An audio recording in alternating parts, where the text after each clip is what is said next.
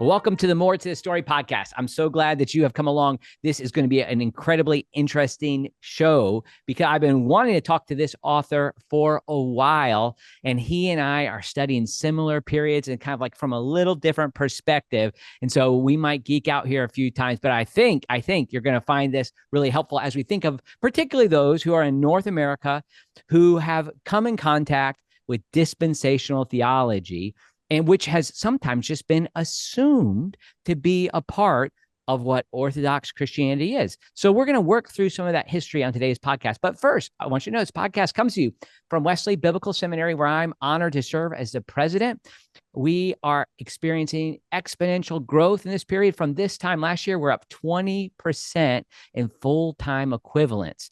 We're sort of serving more students in more locations than ever. And so it's an exciting time as we offer our academic degrees, bachelor's, master's, doctoral degrees. We have lay initiatives, a program called the Wesley Institute. We have a course of study program for those in the Global Methodist Church, which gives you the option of converting your course of study credits to a master's degree. So we'd love for you to check those things out at wbs.edu. Also, I'd love for folks to sign up for my email list at andymillerthird.com. That's andymillerii.com. If you do, I'll send you a free tool called 5 Steps to Deeper Teaching and Preaching. And then if you're in, maybe some of you just clicked into this today because you saw something talking about the end times. Well, I do also on my website have a 6-week session, 6 weeks, six sessions, a 6-session study on the afterlife.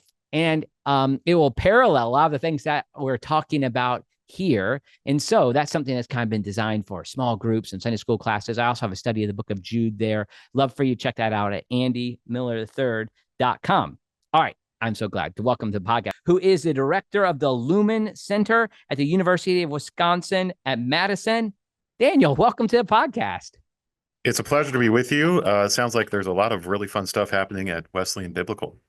Yeah, well, thank you so much. Yeah, it is. It's an exciting time, and we started to talk about that a little. I'm so interested. I heard you give a paper at the Evangelical Theological Society talking about like just the direction of evangelical culture and theology as a whole, looking at leaders. And so when I was listening to your paper, I thought, oh man, this guy and I are tracking right along. And I had already come in contact with your book, which I'm holding up now, published by Eerdmans, The Rise and Fall of Dispensationalism, How the Evangelical Over the End Times Shaped a Nation.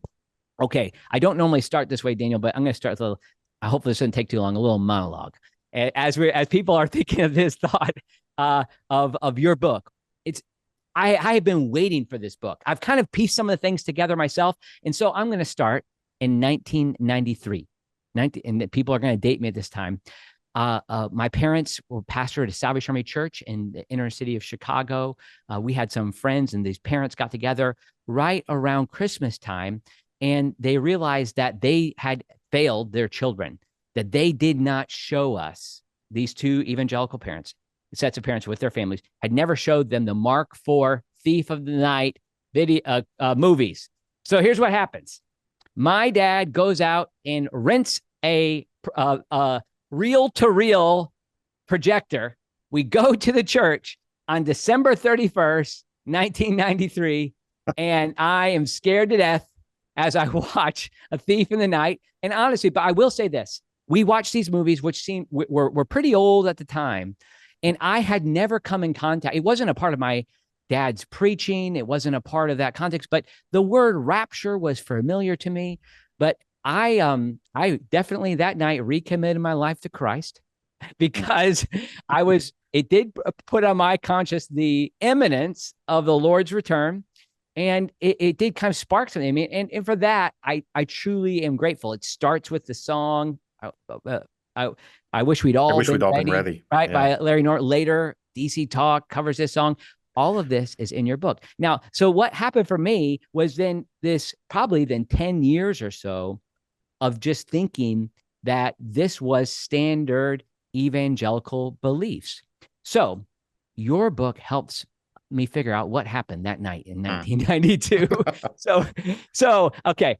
Maybe I'll let you respond to that. I don't know if you had similar experiences in evangelical culture of coming in contact with them. I'd love to hear just a little about you as we get going here, and then I want to go back and like work through your book as best we can. Yeah. That's a fun story. In 1993, I was a young kid moving back from Germany, where we were missionaries. Okay. And the next year we moved to Colorado Springs, Colorado, which, if you know much about the evangelical world in the 90s, Yeah. that's sort of one of the main places where people would move. And just a year after that, the first Left Behind novel came out, co-authored by Tim LaHaye and Jerry Jenkins. And I happened to go to a very large church in Colorado Springs, and it happened to be the same mega church that Jerry Jenkins went to. So Oh we wow. were now it was such a big church. It's not like I ran into Jerry on a and I was a kid, but I didn't run into him on a regular Sunday. But as the Left Behind novels became this massive sensation in the late '90s, we would more and more hear about that at church. That you might not know it, but of course, we all did know it. But the co-author of that went here, and maybe that's indicative of the tradition I grew up in. It was more, it was for lack of a better term, a fundamentalist family where we were really committed to biblical inerrancy, committed to missions work.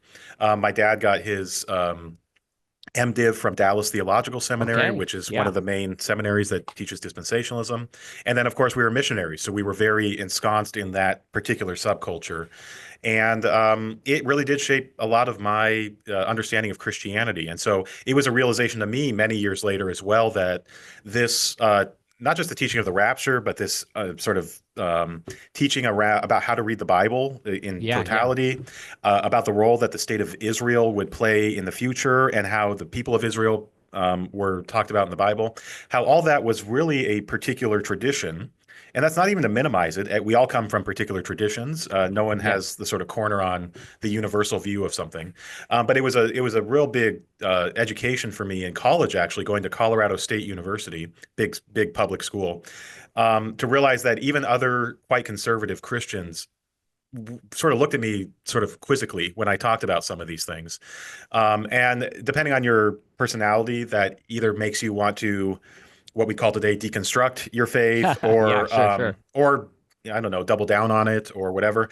I'm a sort of geeky academic type, so I just wanted to learn a lot about that history and to sort of contextualize my own experience. And here we are, decades later, and I made a sort of a career out of doing That's just right. that. So that's where that's a lot of where the heart of my book comes from. Is I start the book talking about the bookshelf that my dad had growing up, that had these dispensational theologians on it, like John Walvoord and Charles Ryrie, who may not be at all relevant to people who aren't from that world, but they were really imposing names and in my world, and really wanting to understand how did these people get credibility, what were they actually saying, and how did this particular tradition of dispensationalism become something that for millions of evangelicals was sort of standard evangelicalism. I mean, that it's a sort of Yeah. remarkable story that I wanted to get at, and really understand it not just on a popular cultural level, but also on an intellectual and institutional level. Yeah. Now, this is another contribution of your book, which I really appreciate, and I hope would happen in my own work is that sometimes historical studies, historical theology, historical like assessments end up tending towards sociology. Like it Hmm. ends up tending towards, okay, this is why this happened.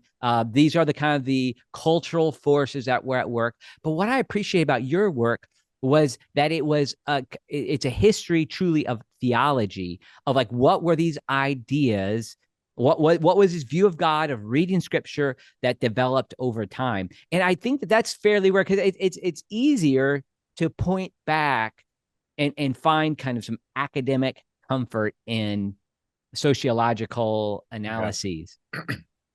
Agreed. And part of the what helped me do that was actually taking as the subject of the book dispensationalism.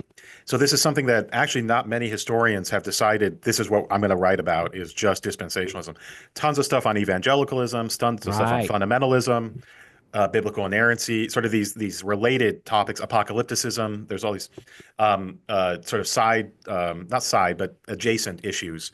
But the actual thing I wanted to understand was this even to understand where the term dispensationalism came from. So Right. that's a term that you might just assume has been around since, I don't know, the Reformers or the Church Fathers or something like that. Yeah, yeah. It's very recent in terms of like the Oxford English Dictionary. It's from the 1920s. But even if you say, okay, that's the Oxford English Dictionary, it's still really the late 19th century, so about 150 years ago, that you have a distinctive dispensational theology. And to me, that's, as a historian, that's just a really, that is like catnip to me, is to understand like, okay, this thing I took for granted in my own life and that many people around me take for granted as sort of just a fixture of the Christian theological world, actually has a Mhm. pretty recent history.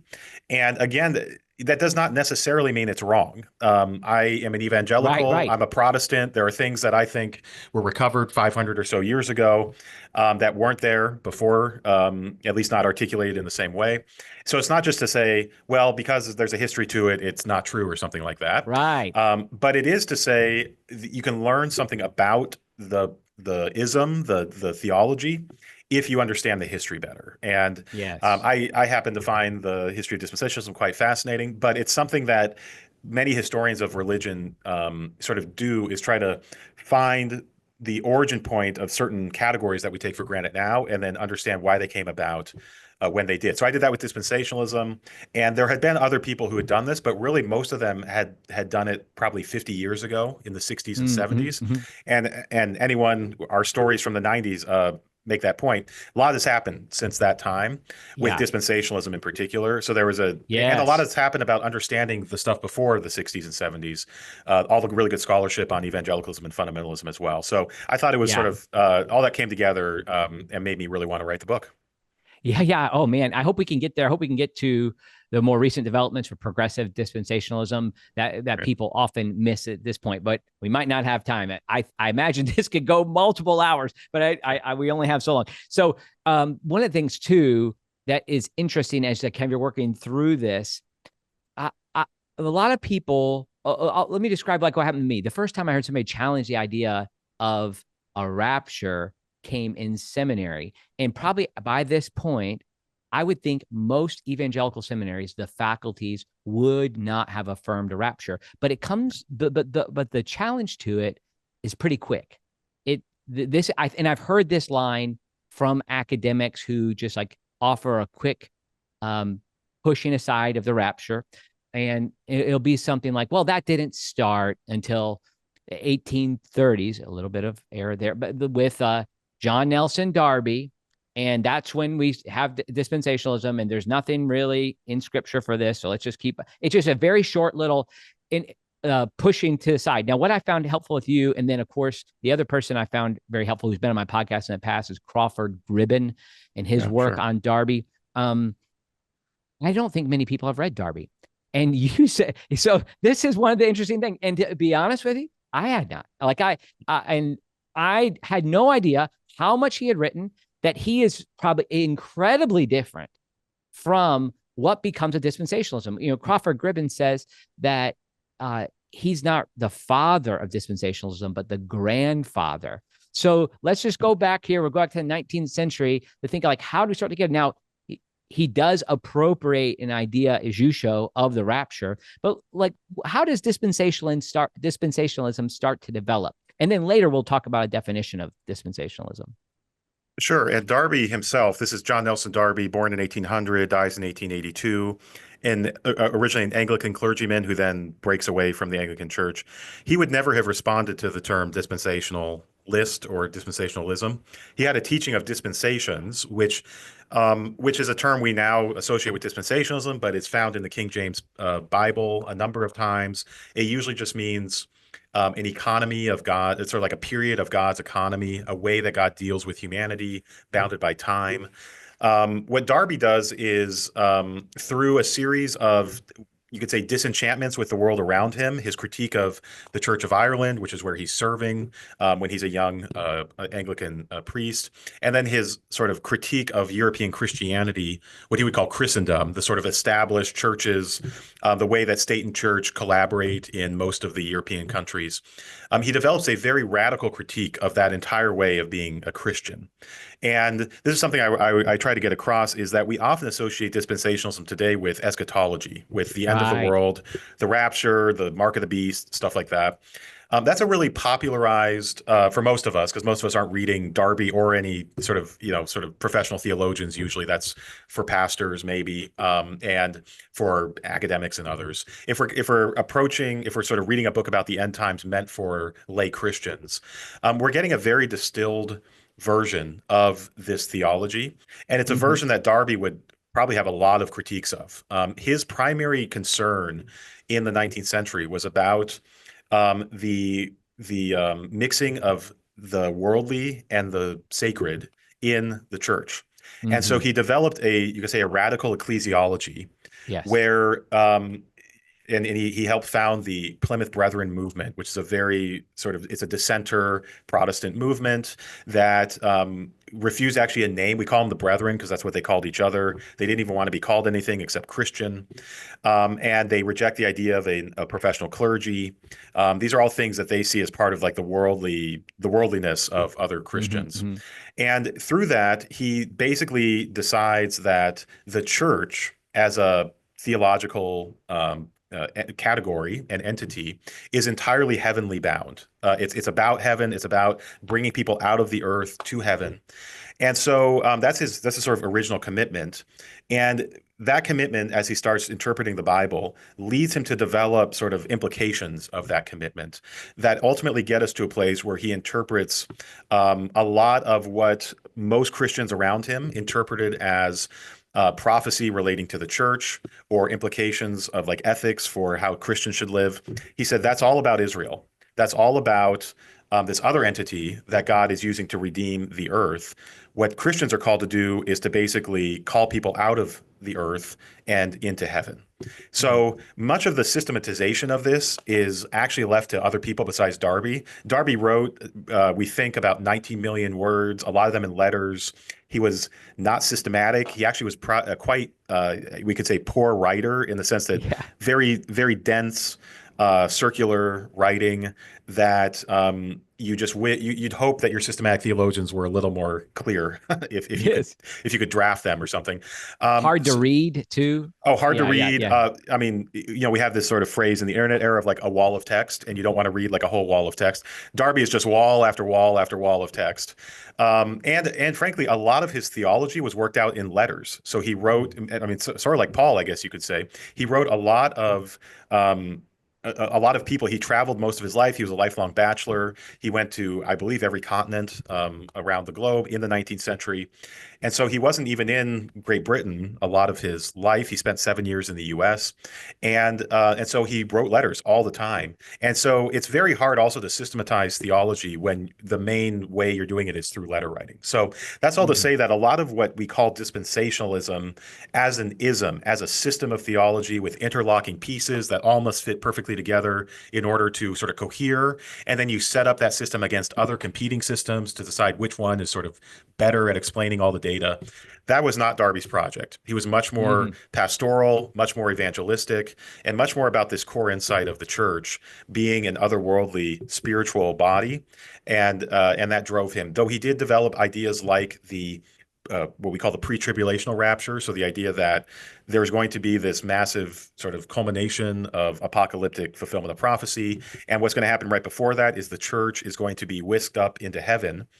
And this fits into his view of the church, and that is sort of the signal that God is resuming his work with Israel as he promised he would in the Old Testament. So we do get those core teachings of what we now call dispensationalism from Darby, but the way they actually fit together and then they're deployed in churches and in seminaries is something that I think it's right what Crawford said, which is he's the grandfather of that, not the father.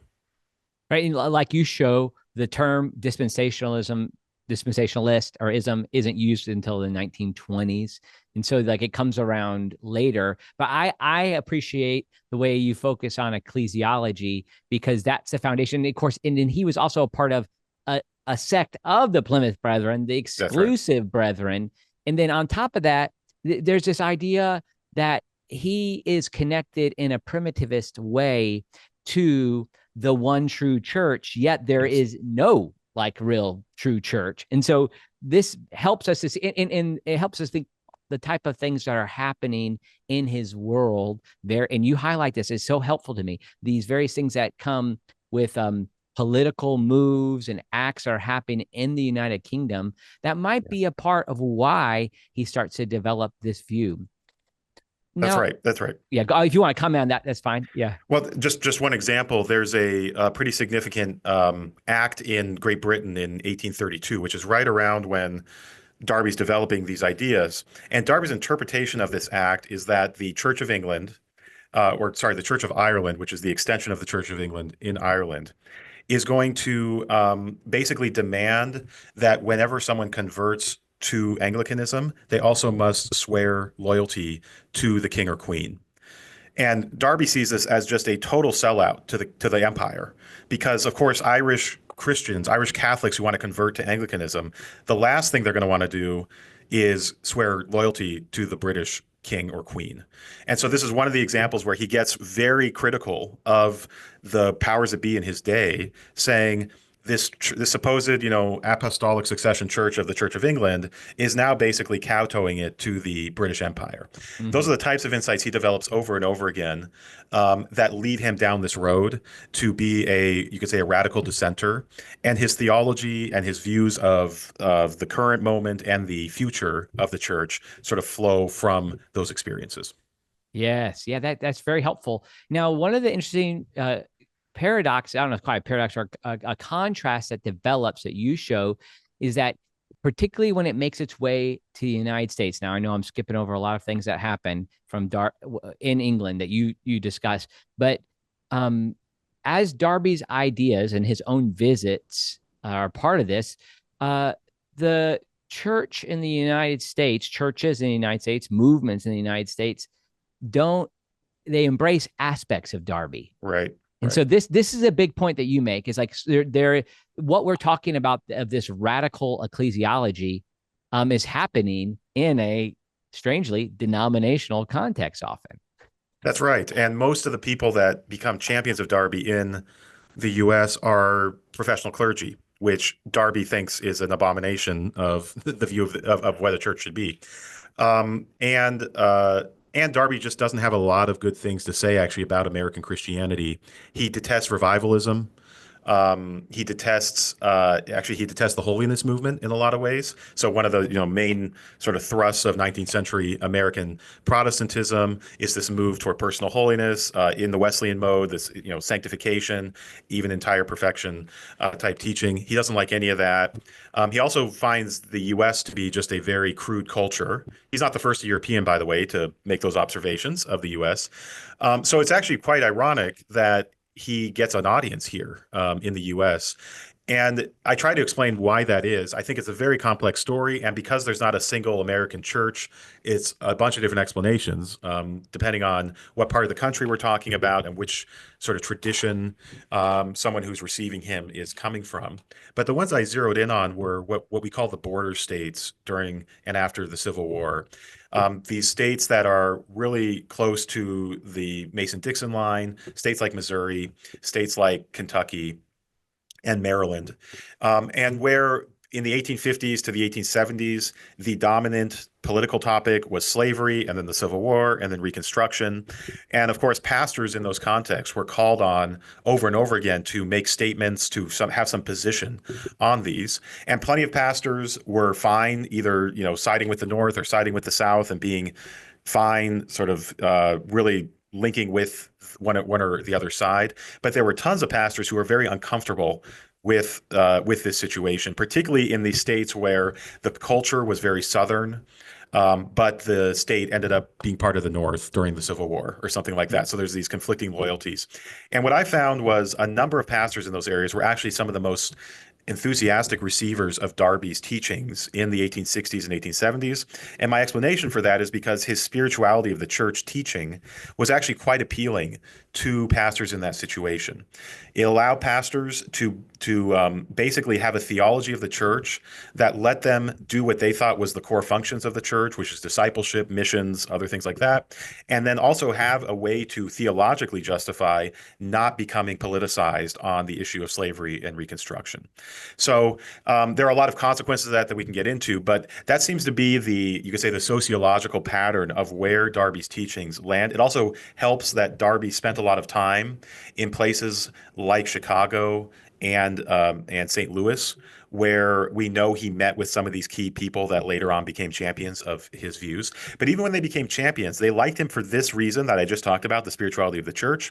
And they also, many of them, became premillennialists through being exposed to Darby and also through their experience of the Civil War, which was quite earth-shattering for a lot of Christians who thought that the United States was somehow a proto kingdom of God, and that the millennium was just around the corner if we could just reform society.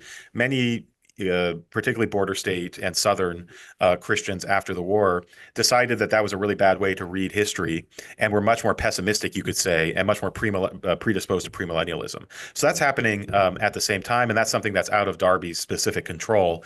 But he's preaching of a quite pessimistic, you could say, view of the future of Western civilization, of the Christian church, because he has these commitments from his ecclesiology, but they line up with what's the experience of a lot of these pastors as well. So by the time we get to the 1870s, there's a whole generation of pastors in the border states and increasingly on both sides of in sort of the North and the Old South that are reading Darby, reading other brethren who are actually better writers than Darby and articulating those views in a more digestible way. And then you start seeing a homegrown literature from Americans around this as well. Tracks on the Second Coming, on ecclesiology, on trying to read the prophetic parts of the Bible in this new way.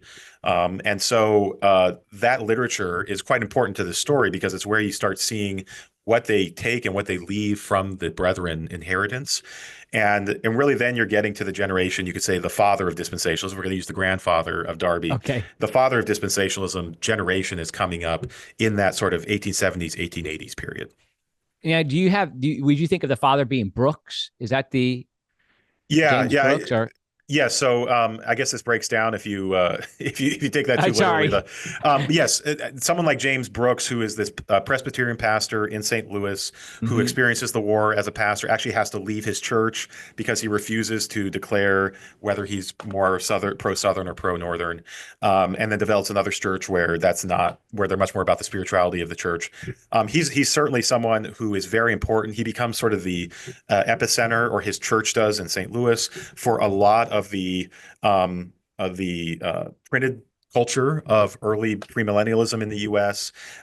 He helps found the Niagara Bible Conference, which is this important network of pastors around the country who meet once a year to talk about these things. And then maybe, as I was thinking like the father is probably C.I. Scofield, who Okay, creates gotcha. the Scofield Bible. Yeah. But Scofield becomes a Christian later. and trains under Brooks in St. Louis. And so he's a direct he's in the coaching tree of There you Darby go. to Brooks to Scofield. Yeah. That's better. That's a better metaphor. This is helpful. Yeah. So there's a lot happening at this period. Okay, everybody, just kind of keep in mind. I know this is going by fast, but we're trying to see, like, I think the ultimate goal of where we're going today is like, okay, we have Darby, we have these ideas. Some of these things were happening. They develop, and we're trying to see how they become evangelical mainstream. And so there's a couple of voices. We get to Scofield, but before Scofield, you do some really helpful work on Moody and how he is one who then embraces some of these ideas. Now, interesting enough, has a period where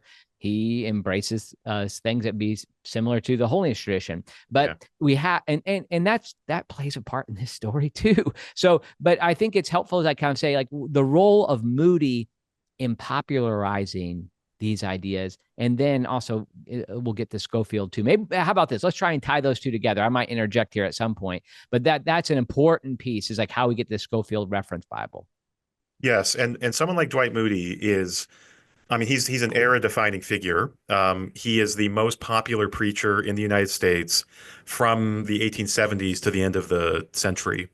And so whatever views he adopts are just going to have more importance because of the mouthpiece and the platform someone like him has. So you could think of a later version of him as Billy Graham, Yeah. in sort of our recent experience, and before that, it'd be someone like Charles Finney back in the early 19th century. These people whose name, you don't even need to say the first name. It's just, Finney, Moody, Graham, and you know who they are, and who, maybe more to the point, develop entire ecosystems of institutions and networks that are sort of representing their view of the world and their view of Christianity. And so Moody, like many people, like Brooks, like Scofield, grew up as a postmillennialist, someone who anticipated that the kingdom of God would come through the work of the church to reform society, and we'd have sort of a millennium of peace and prosperity, at the end of which Christ would return. He grew up in that same conviction, which was entirely normal for mid 19th century American Christians. But Moody, like so many others, he would talk about it as a conversion experience to premillennialism. We think it's between 1868 and 1872. Unclear exactly when he, sort of flipped the switch and made the turn. Part of this is he spent time in Great Britain. He met Darby. He met other brethren. Now, he and Darby did not like each other, as That's you can right. imagine. I mentioned Darby did not like revivalism. He thought it was sort of really simplistic, superficial Christianity. So, of course, someone like Moody, who represents everything about revivalism, would not gel well. Yeah. But we know that Moody was affected by some of these teachings. Also, his view, Moody was quite involved in the Civil War, saw some of the worst sort of tragedies of the war. He actually administered in prisoner of war camps, had to be an awful place to be a chaplain during the war. So Moody's also rethinking things as well. But by the 1870s, he is a premillennialist. He also starts talking about things like the rapture, which would demarcate him as a certain type of premillennialist, where he views the pre-tribulational rapture as part of this. And because Moody gives sermons on this stuff, it is exposed to millions of people very quickly. Not all of them adopt it in the same way that he did, and he certainly didn't adopt it in any systematic way. He's a pretty consistent premillennialist, but it's unclear like if you could actually corner him in a room and say, give me your system of theology for eschatology. I'm not sure Moody could actually give you a coherent answer. I think he had gut instincts about premillennialism. He liked that it created urgency around Right. evangelism and missions. And he had a pretty pessimistic view of modern society in the late 19th century, where he saw a lot of decline. He didn't see a lot of improvement.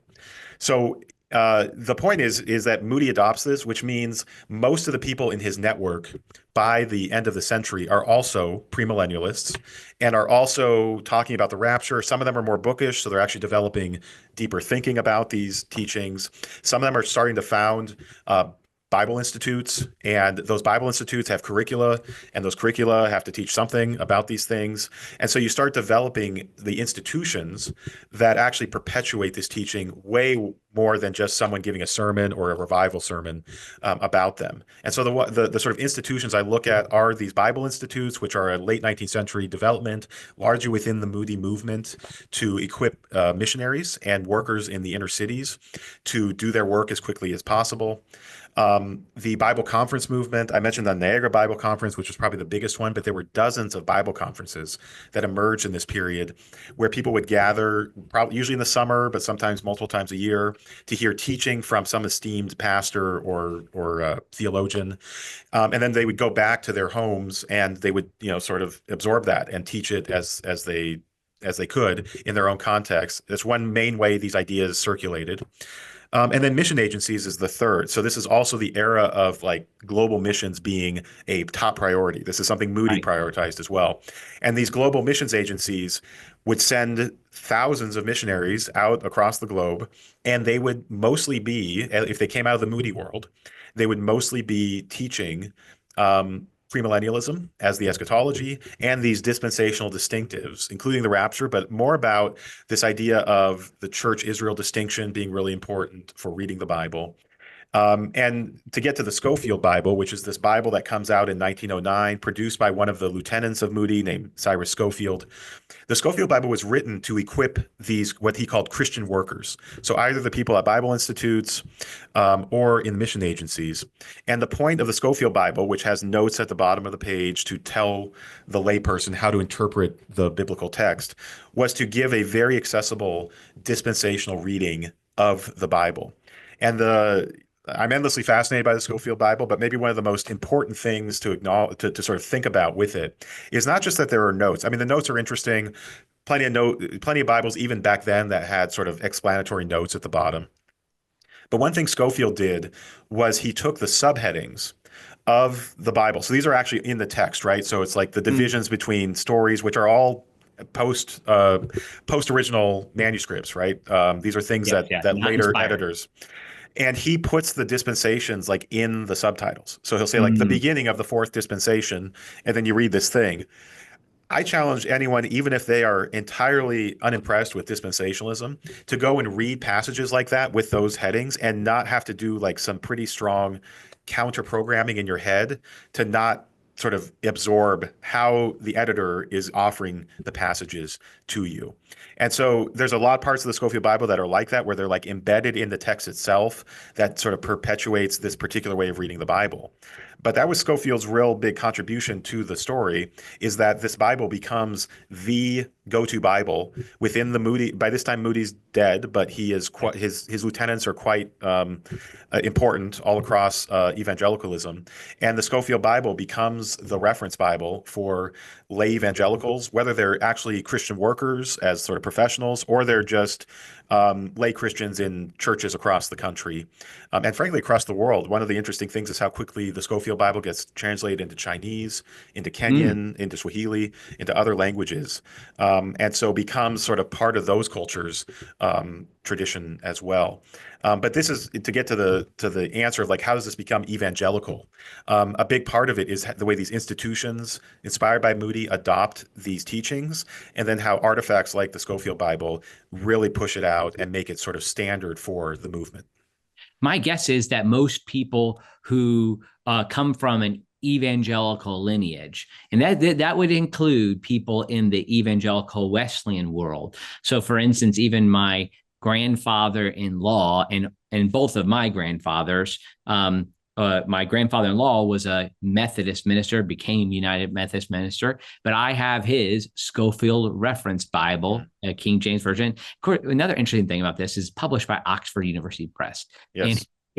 And how, and I imagine they're still making a lot of money off of that. But anyhow, how pervasive it is across culture. And part of it might just be the simplicity of seeing notes in the text. But like you say, when there's these other pieces that are bringing with it these ideas that come from Darby and this tradition, it becomes kind of the foundation for how we get to see dispensational theology as something that is hand in hand with evangelicalism. Now, it's interesting to me. I'm curious, like you talk about the institutions. There's other institutions too that are a big part of this, in addition to what became Moody Bible Institute. But like your own father participated in Dallas Theological Seminary. Now, Dallas Seminary, I think from the 1920s, somewhere in there. That's right. Comes out. So tell us about some of what those institutions began to do and how they were serving people. Yeah, Dallas is interesting because it's a seminary, so it's a much different type of education than a Bible Institute or what would become a Bible college. Seminaries are, of course, training pastors in a more advanced way to become ordained clergy. But the institution building that stretches from the Bible Institutes in the 1880s and 1890s to Dallas Theological Seminary in the 1920s is a really important story, because so much of what becomes evangelical culture during this period is produced in these educational settings. These are some of these are still around with us. Moody Bible Institute is still around with us. Unfortunately, another big one at the time was Nyack Bible Institute, which became Alliance University, which just closed Yes. probably like 2 years ago, which was out of the Christian Missionary Alliance tradition. Gordon College was founded as Gordon Bible Institute way back in the day. These are really significant institutions even today, and they were founded in this era. One of the Biola impulses. too, right? Yeah, the Bible Institute Bible of Institute of Los Los Angeles. Angeles. Yeah. And of Yeah. course, they developed later Talbot Theological Seminary, which is another originally dispensationalist seminary that is producing advanced degrees in dispensationalism as well.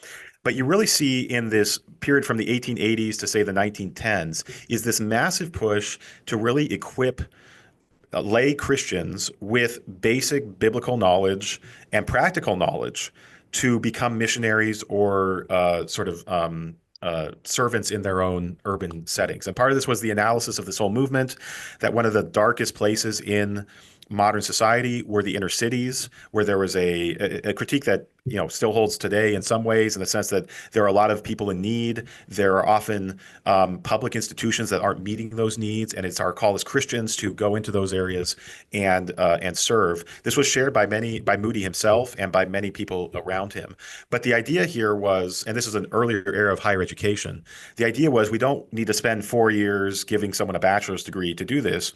We really need just the basics of this. And so most of the Bible institutes come out of that urgency. They also had the eschatology. They also wondered how long until the rapture, and so the faster you could do this, the better. And then, of course, the need that they felt for global missions was heightened during this period as well. So a lot of the early institution building was built out of this urgency and frankly, a lack of interest in sort of the century-long arc of these educational institutions. I don't think many of the founders really thought they'd be around 100 years later, or Right. certainly they wouldn't, but their institutions would be around because they thought Jesus would have come back by that time. Hence, they wouldn't When even like work on buildings well, occasionally I think they started to move there, but capital assets were Right. minimized in certain Yes, and many of them were founded around a faith principle for raising money, which is you do not ask for money. The Holy Spirit provides money when needed. And there's a strong tradition of this. There's actually a strong tradition in the Brethren movement for this type of ministry funding. But of course, it has its downsides, you could say as well. And many of these institutes run into very difficult financial times, particularly when they're trying to expand and actually trying to move into being a college or even a university. Dallas Seminary actually has this story too. The founder of Dallas Seminary was a guy named Louis Sperry Chafer. He was young when Moody died, but he was in the Moody world as a young man. And he's different in the sense that he set up a seminary with some colleagues, recognizing that there needed to be a longer, deeper investment in the sort of theological life of dispensationalism. Because there were now, so that's in 1924, multiple generations of people who had gone through these Bible colleges. But of course, Jesus hadn't come back yet. And there was a need to sort of develop a more sophisticated, a more academic approach to the theology.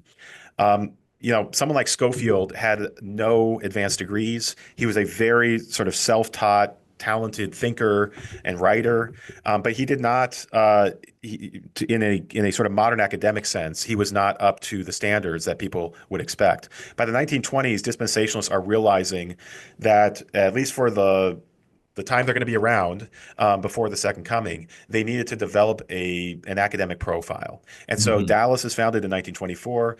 Grace Theological Seminary in Winona Lake, Indiana is founded in 1938. Talbot Seminary is founded in 1950. And these become, in the mid-20th century, the three main big sort of respected dispensationalist seminaries that are turning out. Dallas is often one of the biggest seminaries in the country, turning out hundreds of trained pastors to become ordained, and they're doing it within a within a religious culture that is not necessarily denominational. Right, right. Dallas Seminary is non-denominational. Bible churches, generically, a lot of Bible times. churches. And so the brand, the thing that marks them is the dispensationalism. So it's Hmm. not that Hmm. they're Methodist or Yes. Presbyterian, it's that they're dispensationalist. And this also adds to the significance of the theology for all the people trained at these places, because the distinguishing mark is the distinctive theology that they're offering. And so that's really, I mean, we're speeding up a lot, but that's really where Yeah. we can sort of see that era is sort of the era before the one we're in now, where there was a number of seminaries around the country that were either dispensationalists, and then there were other seminaries that were sort of mixed. They allowed dispensationalists on faculty, but Like didn't Fuller. necessarily. Fuller was one. Trinity Evangelical Divinity School is another. Gordon Conwell Theological Seminary. These are some of the biggest seminaries in the country. Many of the Southern Baptist seminaries have a mix, had a mix of different theological systems on their faculty. But that sort of emerges out of this story of education and dispensationalism that starts with these very humble Bible institutes in the 1880s, and then really ramps up into its part of the Christian college world and seminary world Yeah. less than 100 years later. So our school just recently, we added an undergraduate program 2 years ago, and we've been accredited by the Association of Theological Schools for 30 years. But we needed to have something to give us accreditation for undergrad. And so we went to the Association of Biblical Higher Education. And studying this period, I realized pretty quickly, oh, most of these their historical roots are in this dispensational time that you're describing. Yes. So it's really interesting to be around and talk to faculty and presidents who are part of these schools. But one thing I'll highlight is that, like, even this period you're talking about, these individuals and the founding of these schools, I would think contemporary evangelicals would have a resonance with these folks. They're committed to the authority of Scripture. They have sincere evangelistic motivations. And it happens to be that this comes at a time where reading the Bible with kind of a modern perspective, something that lays things out in a scientific way with clear charts that set, like with a Scofield who says, this is what that is. This is where we're coming. Yeah. I'm going to speed ahead because I want to get to 1970, but I'm going to try and summarize probably 150 pages of your book, which I'm not going to do very well here. But what I love what you show how these periods of these institutions interact with people like Henry Emerson Fosdick and like interact with culture and fundamentalism and how these things come to be. But then you also show this great tradition of academics who 20, 30 years later, after these schools are found, kind of come to I would say, a height of developing the theology around this system. And so I'm sorry to summarize that all so fast there, but I want to get to 1970. I think you know why. But anything you want to add from that? I just skipped 1920 to 1970. So anything you want to correct or say of what I just said there? No, this is one of the things I really hope to get across in the book, is that there is a golden age. I wasn't the first person to say golden age of dispensational theology, largely in the 1950s and 60s at Dallas Seminary and related seminaries. That is this culmination of this 100-year story that starts back with the Brethren. And really helps define what the mid 20th century evangelical fundamentalist world is all about. And for some people, for younger people today, that can feel an entirely foreign world, where in most seminaries now, dispensationalism is not talked about very much. And for others, and particularly for academics who are not familiar with this world at all, there is still a pervasive view that dispensationalism is the dominant theology of evangelicalism. Yes. And I don't think, as I write about it, it's frustrating. It's also like, I don't think that was ever the case. There was always a very strong covenantalist representation in evangelical seminaries. But even at the height, that was decades ago, and to sort of equate the success of the Left Behind novels with the seminary world is a massive confusion of categories, in my view. So, I love how you did something there with toward the end, and I even heard a Wesleyan scholar who I love and appreciate, Jason Vickers. If you hear this, Jason, I do love you. I appreciate you. But he was like kind of like making the eschatology he presented is one that I would affirm. And there's an article in Firebrand magazine saying this, but he quotes something you quote, Tony Campolo going to Southern Seminary, Hmm. but he does it. The whole irony of that is that what Tony Campolo says is that, well, this is if you all would just follow Calvin's eschatology, you'd be in better shape. Well, the truth is, Southern Seminary, particularly even at that time, was following Calvin's eschatology. Right. There wasn't probably a dispensationalist on the faculty, but like what you're saying, it's so frustrating to me because I'm we get you lump everything in together. So we're one of the primary Wesleyan schools that affirm inerrancy. So then people just assume that people who are inerrantists are dispensationalists and rapture. It's not the case. So what you're saying is accurate, and it's like a little. Sorry, that's why I have a personal bone in it. Sure. Yeah. To interrupt you there, but yeah, there was this golden age, and I think that that's helpful to highlight that. But that's not the same thing that was happening across the board.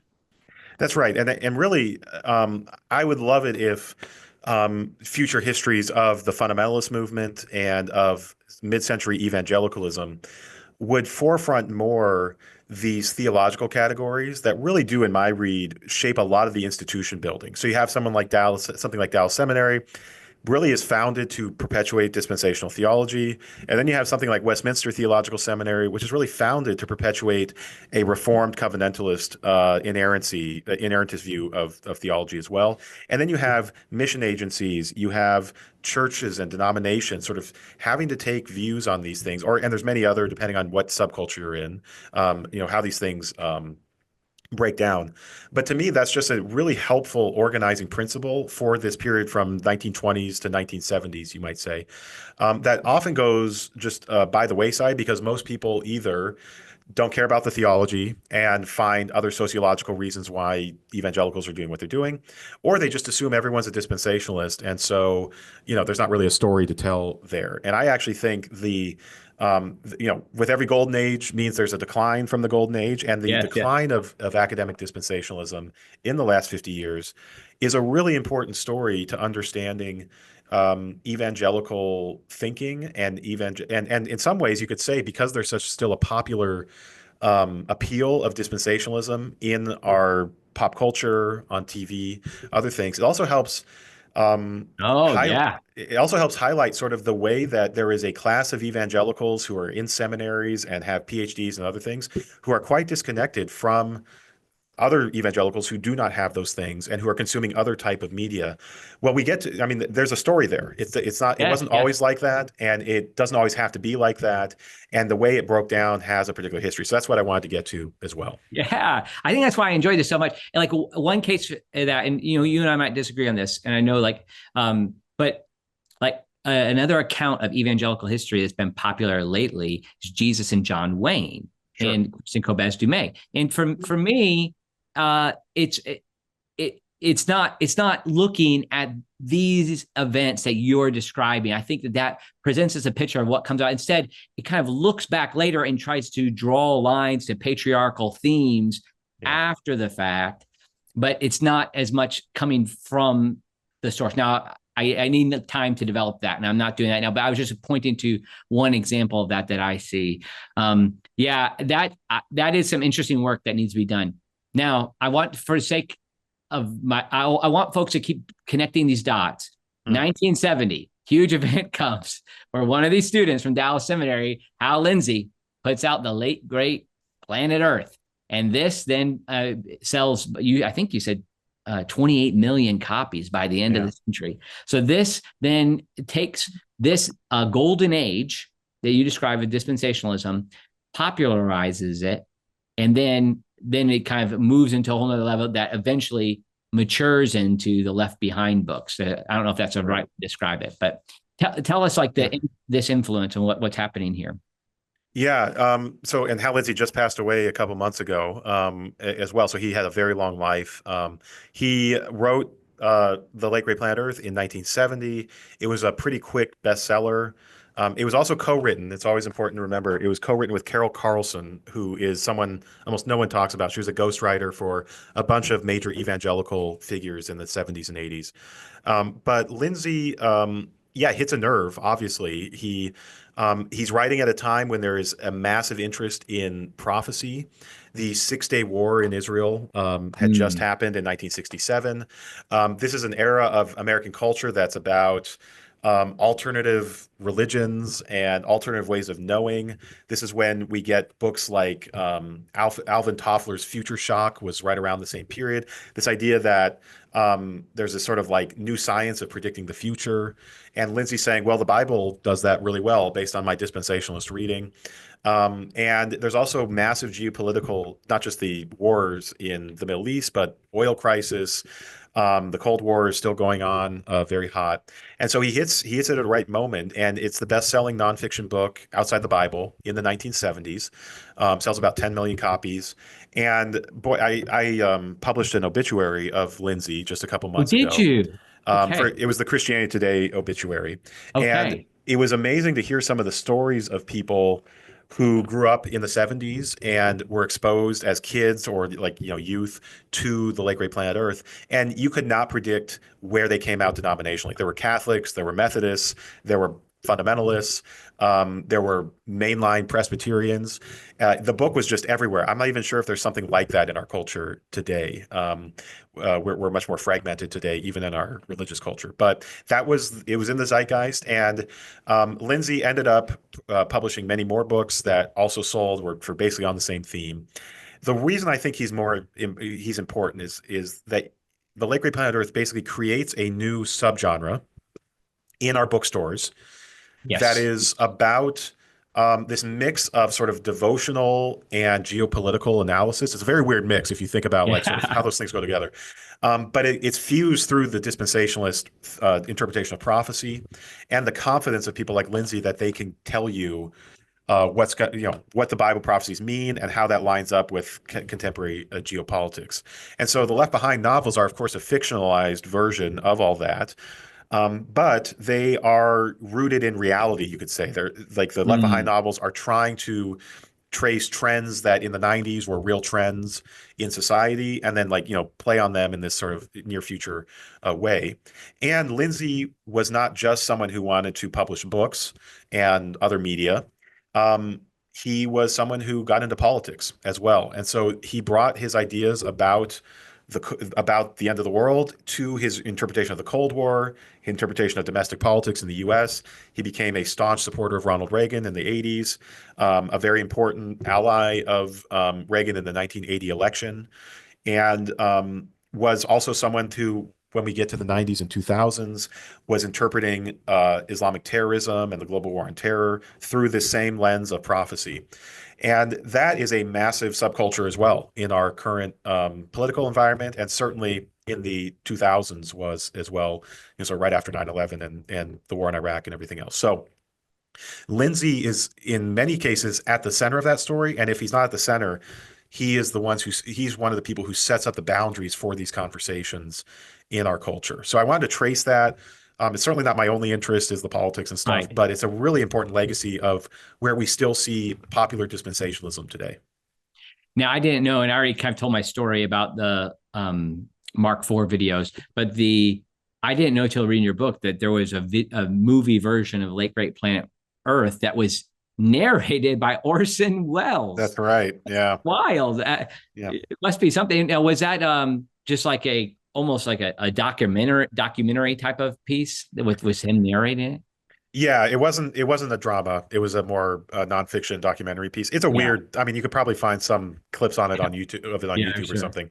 Very strange. It came out in 1978, so 8 years after the book, still selling like hotcakes. So I'm sure there was a market motive Yeah. for this. But yeah, Orson Welles, sort of the one of the most respected people in Hollywood throughout his entire career. And boy, if you just go below Lake Great Planet Earth, there are literally dozens of movies, hundreds of novels, most of them of varying quality, to be honest. I haven't read all of them or anything, but I dipped Okay. my toe into enough of them that are basically what I call is I call it pop dispensationalism, but really taking the Mhm. eschatological timeline that's embedded in the deeper theology and playing with it in fiction. And Yeah. there's other interesting ways this comes out. So like The Omen is a movie that comes out in 1976.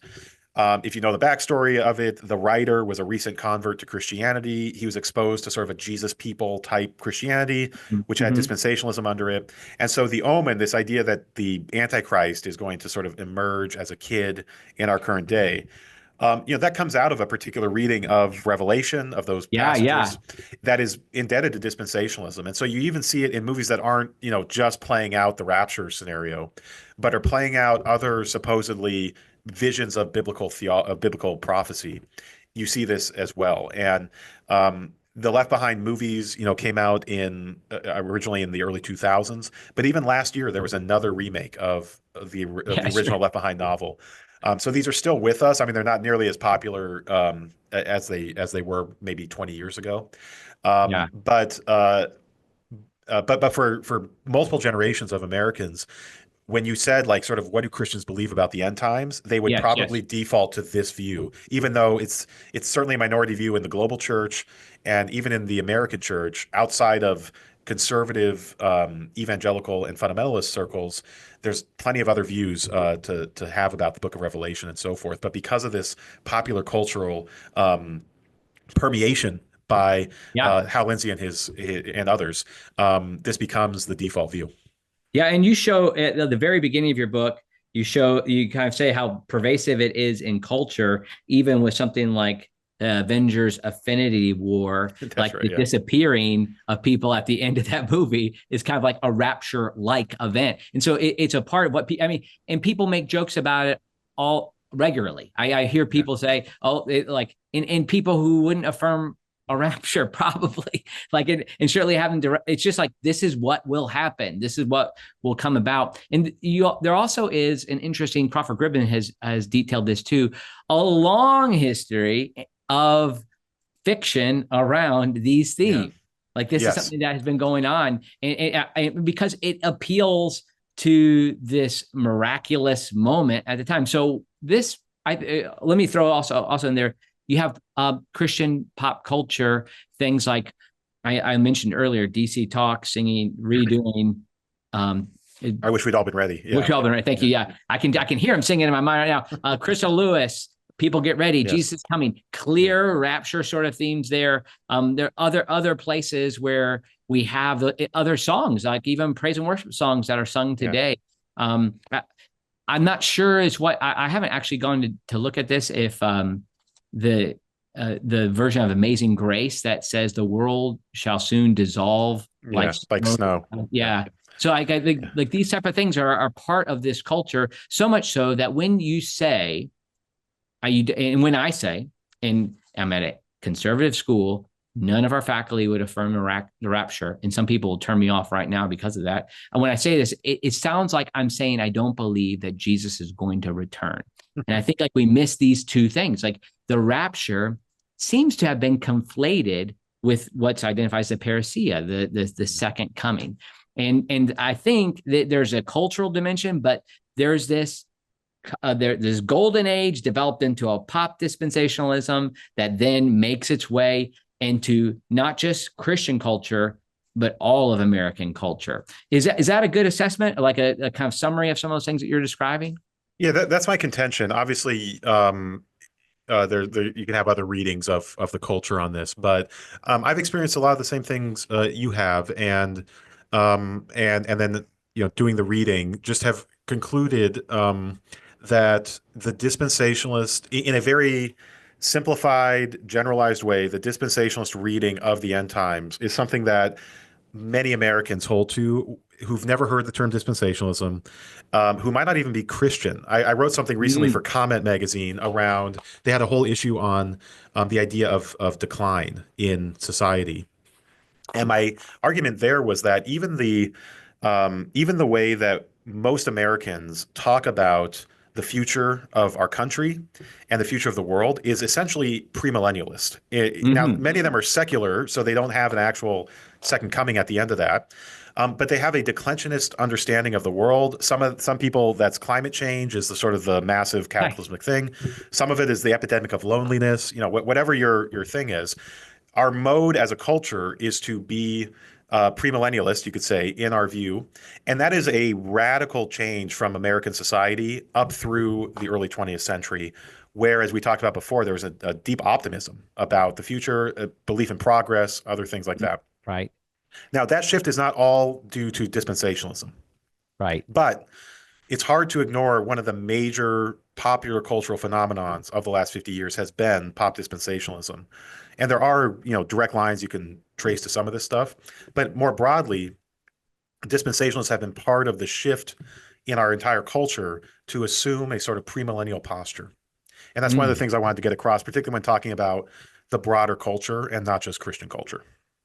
Yeah, now, the person I've seen to identify it as maybe what some people are wondering. Well, Andy, if you don't affirm this, or you and Daniel are saying this, and you're saying a lot of seminaries, PhDs wouldn't affirm this, biblical scholars wouldn't. I think what probably, but still take premillennialism. This is a mistake I've seen other people too. Some people say, "Well, I'm amillennial or I'm postmillennial because I can't take this idea of a rapture." Well, there's something the David Bebbington identifies as historic premillennialism. And I think that that's just a basic idea that Jesus will return. That doesn't necessarily mean a rapture, but Jesus will return and there will be general judgment at the end of the world. Then there will be, depends on how we describe it, some sort of time period represented by 1,000 years before something else happens at the final Armageddon. So like, there's these sort of pieces that and then the new heavens and new earth. So that's a kind of like a standard belief, but that's premillennialism doesn't assume all of the dispensational theology that you've been describing here. And this is what I'm interested in. Like, there's been a change then even in these classic schools like Dallas Theological Seminary, where somebody like Darrell Bock has developed progressive dispensationalism, which maybe is a more akin to covenant theology. I don't know if you would think that too, but like the covenant perspective seems to be what's accepted now in places that might have been dispensational. I mean, what's your read on what progressive dispensationalism is? Yeah, my read is it's certainly a move toward the covenantalist side. So if we're going to divide much of evangelical theology into dispensationalist versus covenantalist sort of systematic theology, what Bach and Blazing and some of these other progressive dispensationalists at Dallas and elsewhere have done is really tacked toward the covenantalist side and away from what is called the classic dispensationalist view. And toward a more, you could say, toward a more historic premillennial view.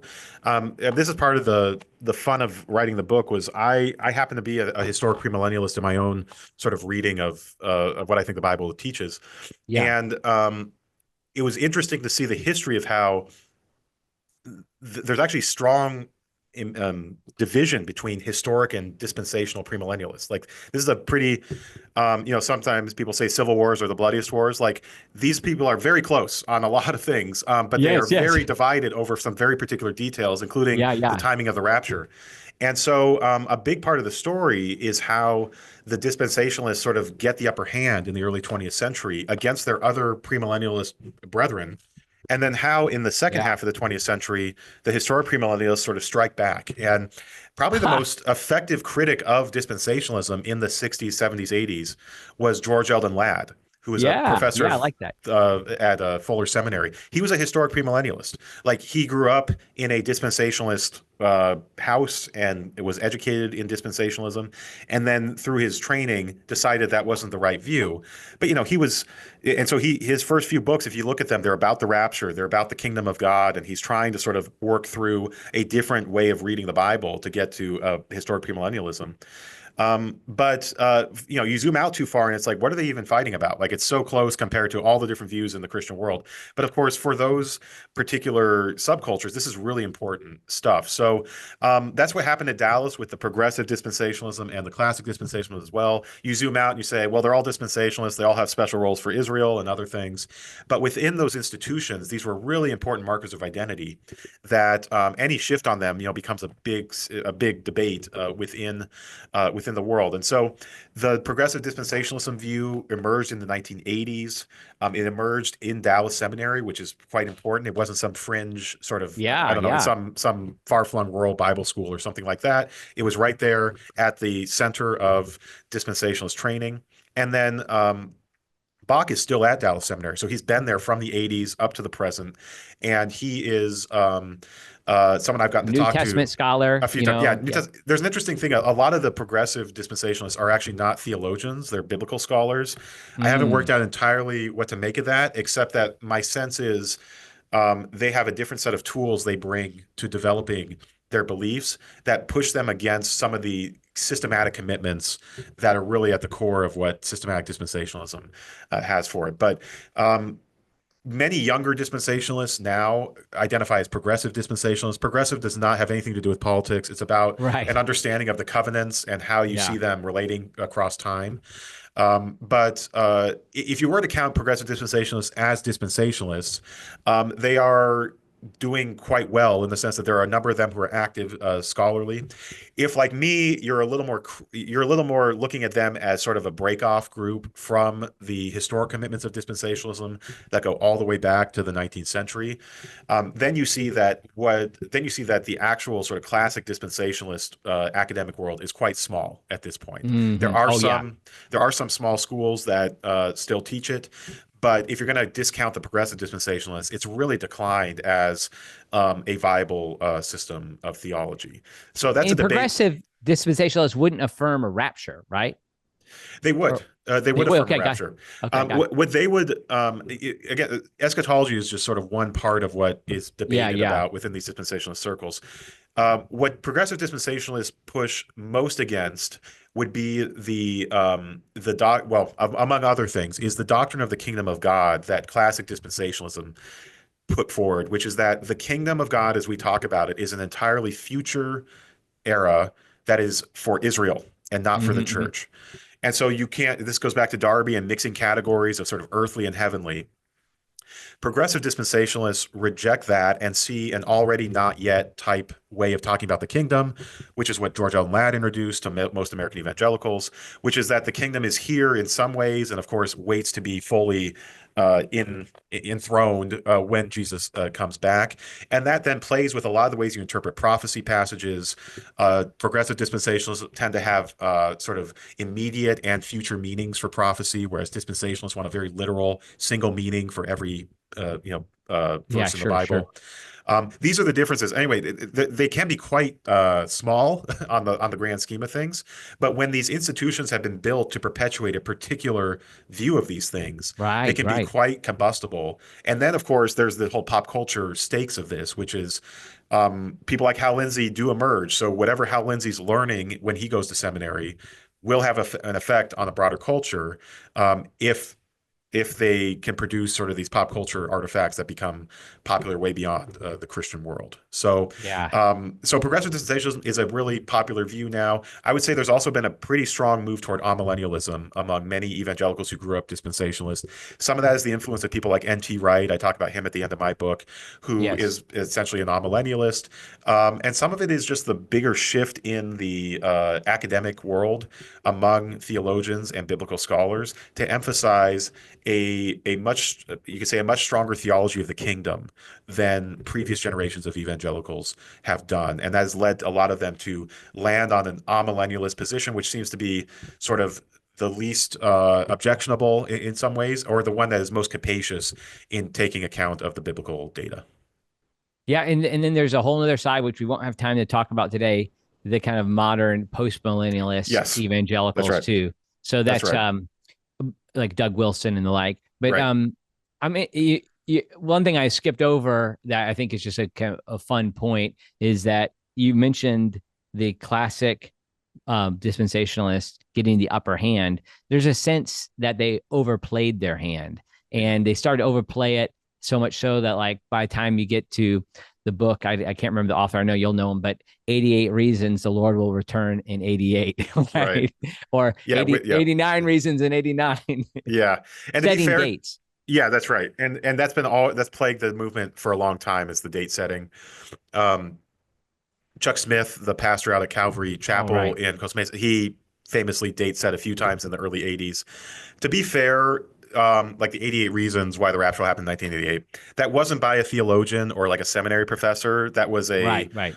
that was sort of just a what we call today, like someone who was on the internet who like got a platform to do that. Yeah, But in a sure. more respectable way or a more establishment way, people like John Walvoord, who was the president of Dallas Seminary for many years from the 50s to the 80s, in 1974 wrote a book called Oil, Armageddon, and the Middle East, Wow. which Yeah. was trying to interpret the 1973 October War between Israel and its neighbors in prophecy. And so while he wasn't doing something so crude as date setting, there was definitely a sense that he was trying to capitalize on the pop interest in this topic and to sort of make the case that dispensationalists know what's going on here as opposed Mm, to others. And he did that a number of times. That book reemerged after the Gulf War in 1990 and 1991. Once again, after he passed away during 2003, a lot of it having to do with Iraq and sort of the way that dispensationalists, some of them read Babylon and Iraq to equal each other and all that kind of stuff. right. But there is definitely a cautionary tale there about people aspiring for academic, scholarly credibility, um, trying to also do the pop thing where you try to sell a bunch of books with some really catchy hook into the Yeah. topic. And I think that that move, which was not just Walvoord, a number of the most respected theologians at Dallas and other places wrote these types of books. I think it really undermined their legitimacy within the guild of theologians. Like other Mm, theologians probably hmm looked at them and said, "That's selling out. mm, That's sort of not being careful and rigorous and reserved. That's being brash and populist when you're doing that." And I think that's one of the things, among many others, that contributed to the decline of academic dispensationalism in the 70s, 80s, 90s, and through today is hmm this sense that the academic part was a little weak, and even when there were strong academics, many of the sort of representatives of that tradition also were publishing these sort of cringe popular books on the side Yeah. that was seen as sort of Interesting. a faux pas in the culture of academia. Yeah, that's helpful to see why it could be on the decline. Hence your title, The Rise and Fall of Dispensationalism. So yeah, Daniel, this is such a helpful book. And it's really kind of like one of these pictures not of what's happening in American Christianity. And of course, it starts in England too with the Yeah. Darby stuff. But you really just get a picture of what's happening across this wide span, and it's just helpful, I think, for people to understand, particularly like you and I, like 1990s, growing up in Christian culture. There's a lot. I like to not poke fun at it, but enjoy it. Like for instance, the other day, I happened to get in the car, and my boy, I have an old car and it has a CD player. My boys, I gave them my CDs. They don't have any CDs. So they started listening to DC Talks Free at Last, same time period, Hmm. right? Hmm. And I was listening back to it because I got in the car and was playing. And my daughter, who's 13, she said to me, "Why don't I have songs like this? Like Kind of Girl." I know it's maybe a little cringy. I don't want your sex for now. Like these type of songs. Like there was something about that culture that was taking that's missing today. Now, Yeah. Yeah. I don't need I don't need the rapture stuff, but there was something good about that time period. And I think it just kind of helps me. Like some people say, research is me search, and Yes. you've done that too, and you're helping me and helping all of us think through this. So thank you so much for this book. It's been a pleasure talking to you, and yeah, thanks for your interest in it. Now, I'll give you one more question. Mm. Is there more to the story of Daniel Hummel? Is there something that you guys that you don't talk about a lot? You've talked a lot about Mm. this book. I know you've been around. Is there a hobby that you have outside of reading dispensational literature, dispensational fiction? Definitely, at this point, I try to read other things for sure. But something I'm a millennial, so this is not that different from other millennials, but it's certainly different from older generations. I am a, I don't do it as much anymore because I have young kids, but I have played a lot of video games in my life, Okay. and I enjoy it. And I recognize that overdoing it is a vice, but it's also a very fun form of entertainment. So I tend to like the role playing games and the shooters. I tend to like to play by myself, not multiplayer. Okay. Okay. But and I also want to credit one of the things video games have done for me in terms of thinking about history is that Mm. many video games are basically really complicated puzzles that are on your TV, and you got to figure out the right way to sort of break the system that is happening in the game. And if you can, maximize your advantage in the system, you win and you get to enjoy the game more than if you don't. And I sometimes approach history in a similar way, which is that, Mm. and this goes to my faith as well. Like, I am committed to the belief that, like, people in the past acted rationally and had good, or not good motives, but they had motives for what they did, and that those motives are decipherable by other people because God made us, we're all in the image of God, and God, so it made us as creatures who can look into the world and understand it. And so Hmm. part of what I see as historical investigation is having that, you could say, optimism or that commitment to that view against, say, other types of theories of history, even like a Marxist one, which sees a lot of what people do as sort of false consciousness of their class interests and all that Right. kind of stuff, and saying, if I apply enough energy and insight and research into these, I can sort of, you could say, break the system or understand Yeah. what's happening under the surface, Yes. and therefore get at some nugget of truth that others experienced when they lived it, but maybe haven't articulated it since, or historians haven't articulated it since. So that's a very roundabout justification for playing video games, like the Mass Effect series or the Zelda games or whatever. Yeah. Yeah. But I have reflected on this since. I don't do this nearly as much anymore because I have kids and other things that are much more Yeah. important. Though I try to get an hour a week or something where I can do something like that. Oh, But I've fun. reflected on sort of just how the way that games train you to think about the thing you're playing is actually not that different from the way I think about historical sources and historical causality. Interesting. Oh, Daniel, I never thought about that. Well, obviously, you're a very deep thinker and appreciate the historical work you've done. I think it's stand up with other, obviously you're teaching at University of Wisconsin at Madison. And so glad that you're there working on these things and looking forward to future work, and hope to have you on again in the future.